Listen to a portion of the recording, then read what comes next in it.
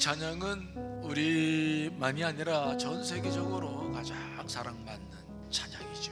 존 뉴턴이 작사를 한 곡이에요. 그런데 이 찬양에 보면은 존 뉴턴이 삶을 살았던 자신의 삶에 대한 이야기를 서술한 것처럼 기록이 되어져 있죠. 그런데 이 가사를 보면은 존 뉴턴의 삶만이 아니라 우리들의 삶이었다 하는 고백을 하게 돼요. 존 뉴턴은 1725년 한 경건한 가정에서 태어났습니다. 존 뉴턴의 어머니는 주님을 무척 사랑하고 경건하고 체험이 있는 크리스찬이었어요.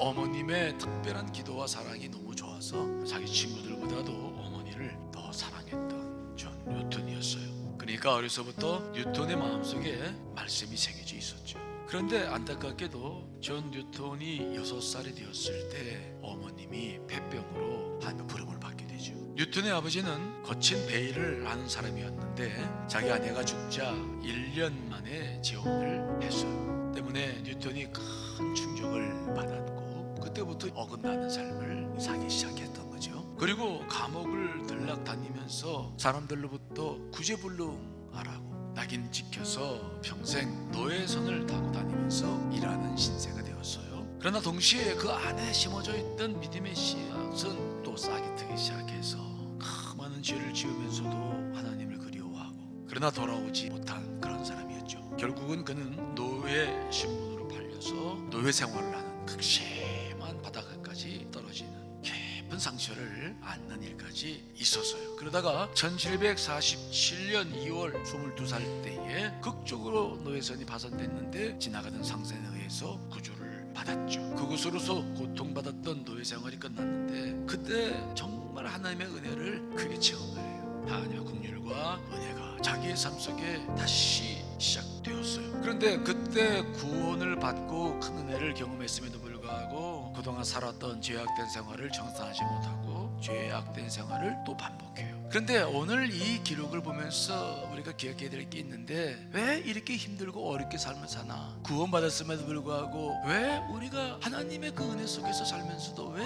이렇게 험한 인생을 살아야 되나? 그건 이유가 딱 한 가지 있다고 봐요. 그건 뭐냐? 진짜 회심을 하지 않아서 그래요. 뿌리의 회심, 제가 늘 강조하죠. 정말 우리의 중심이 회심하고 있질 않아.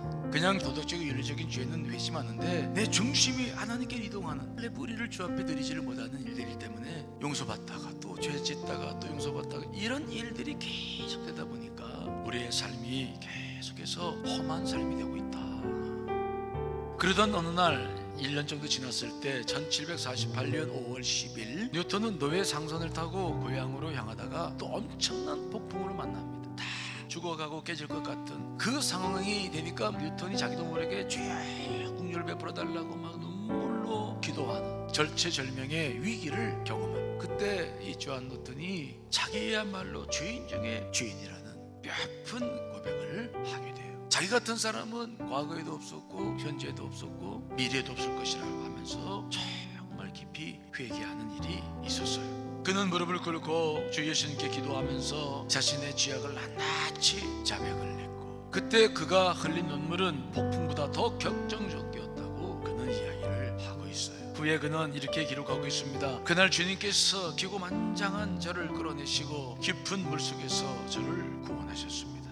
그가 이 찬양을 작사했던 때는 1767년 42살이 되었을 때 죄악하고 더러운 범죄에서 자신을 구원하신 주 예수님의 놀라운 은혜를 깊이 생각하면서 나 같은 죄인 살리신 어메이징 그레이스를 쓰기 시작을 했어요. 노예선의 길을 잡았던 한 죄인이었는데 구원의 방주에서 말씀의 길을 잡고 이제 하나님께로 돌아가는 삶을 살았어요. 존 뉴턴의 묘비에는 이렇게 기록이 되어 있다고 그래요. 주님의 노예 존 뉴턴은 우리의 주님이시고 구원자이신 예수 그리스도의 풍성한 은혜로 보존되고 회복되고 용서받고 또 자신이 오랫동안 대적하고 파괴하려 했던 그 믿음을 오히려 전하게 되었습니다.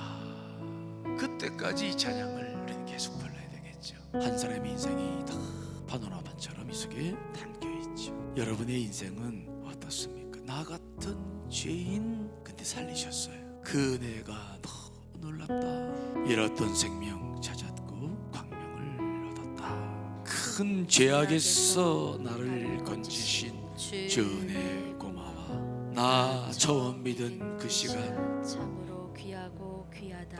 그가 모든 그 많은 죄악 속에서도 구원받았던 것, 어머님이 내게 심어주었던 처음 믿었던 그 어머님의 사랑, 그 은혜, 그것이 얼마나 귀한지 그때 심어주셨던 그 은혜, 그 말씀 잊지 못하는 거죠.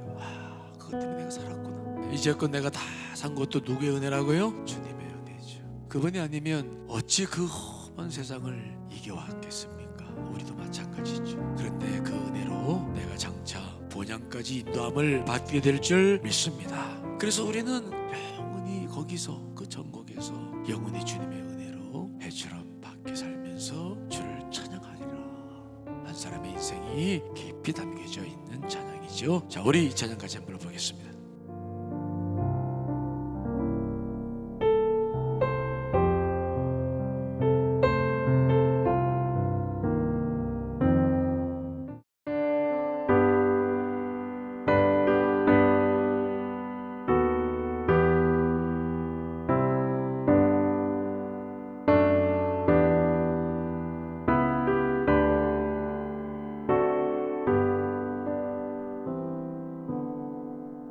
나